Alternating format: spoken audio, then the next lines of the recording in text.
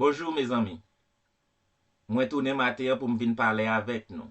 Nous connaissons Monsieur William Ruto te vin visiter Washington DC pour rencontrer avec président Joe Biden. Te gen pile question qui te posé sous question infrastructure, technologie, science, Kenya et aussi pour question sécurité en Haïti. Te gen pile question qui te posé mais moi pral di non kat nan question sa yo et qui réponse de président yo te bay. Question numéro 1. Yon auditeur mande comment des pays sa yo konte aider Haïti. Président Joe Biden dit yo content joindre président Kenya qui répond pour faire médiateur mission. États-Unis a bay 300 millions pour équipement et 60 millions pour MSS qui c'est Multinational Security Support. Supporter sécurité multinationale. The question with regard to Haiti is, we concluded that for the United States to deploy forces in the hemisphere, this raises all kinds of questions that can be easily misrepresented about what we're trying to do and be able to be used by those who disagree with us and against the interests of Haiti and the United States. So we set out to find a partner or partners who would lead that effort that we would participate in, not with American forces, but with supplies and making sure they had what they needed. And so, I'm very grateful for President Ruto's leadership here, multinational effort, but Kenya's willingness to really lead this matters. You're not the only country, but you're leading this effort. And there's going to be U.S. forces, none on the ground, but we're going to supply logistics, intelligence, and equipment. Matter of fact, some equipment has already arrived.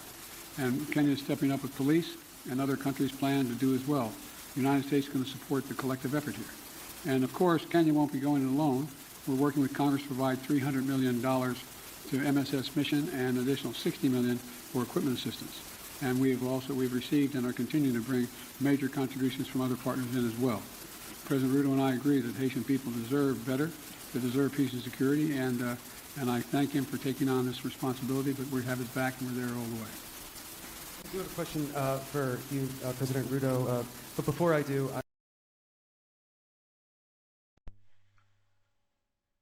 Question numéro 2. Yon auditeur mande président William Ruto, eske li espere kasualite qui vle di nèg ki te vini pou bay la paix qui rencontre avec accident ou bien la mort.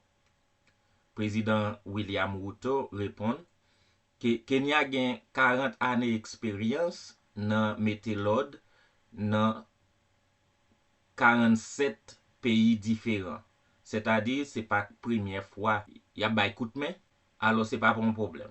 and President Ruto, the mission that Kenya is about to lead in Haiti is obviously a support mission that is well known, but the fact is that Haiti's national police have been internationally funded and trained for some time and nevertheless have obviously failed to beat back these gangs.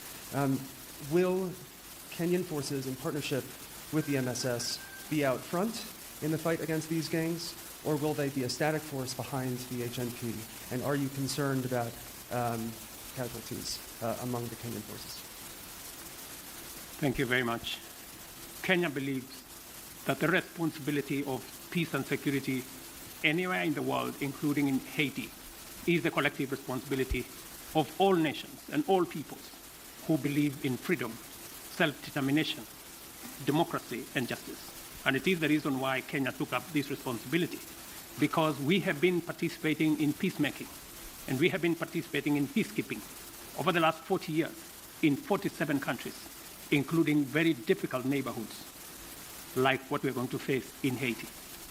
We are going to take up that responsibility alongside the Haiti police, and we have clear modus operandi, how we are going to relate with the situation on the ground that has been agreed under the United Nations framework.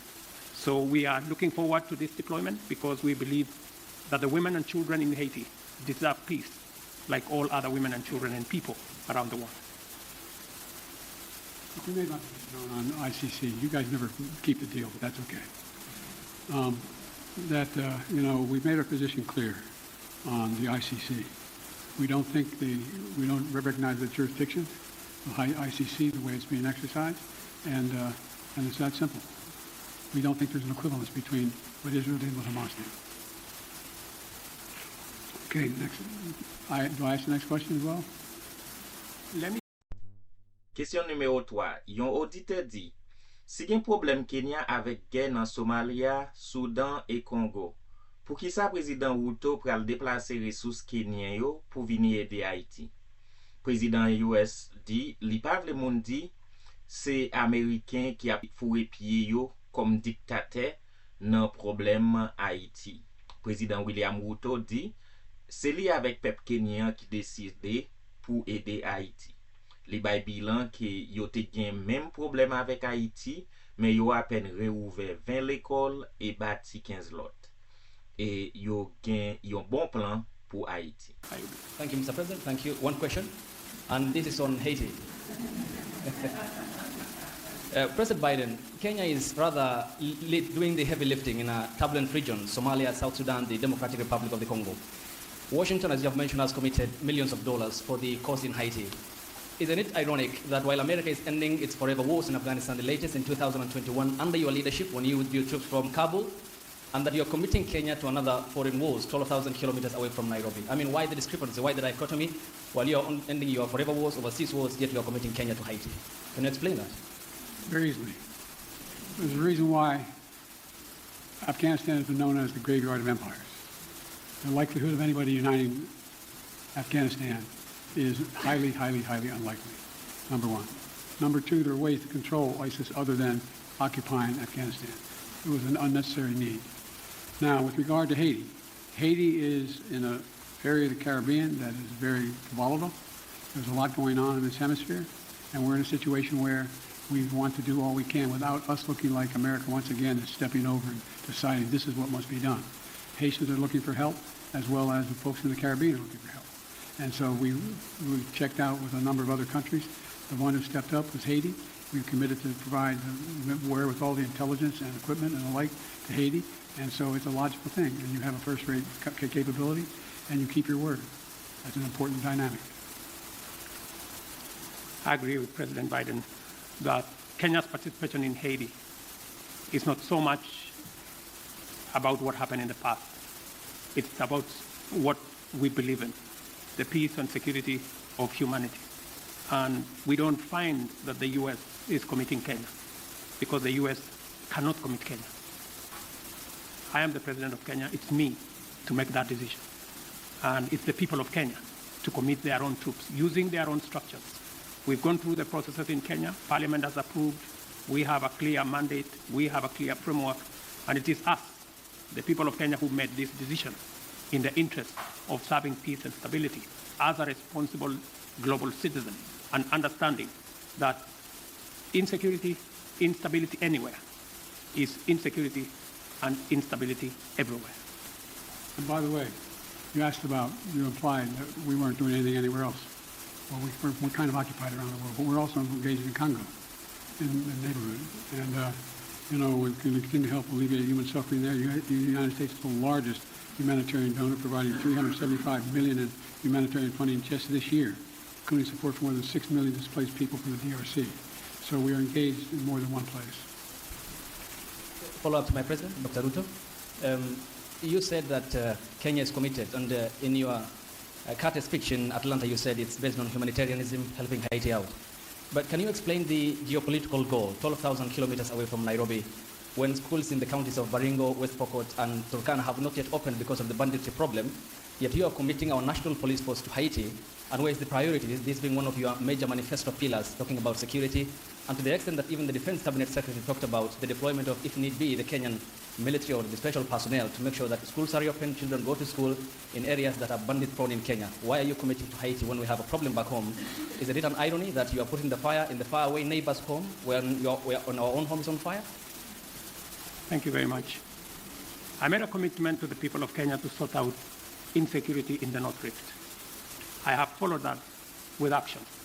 As we talk, there are 3,000 military officers in the North Rift, 2,000 police officers in the North Rift. We have renovated the first 15 schools and completed. We have reopened 20 schools already that were closed in the North Rift.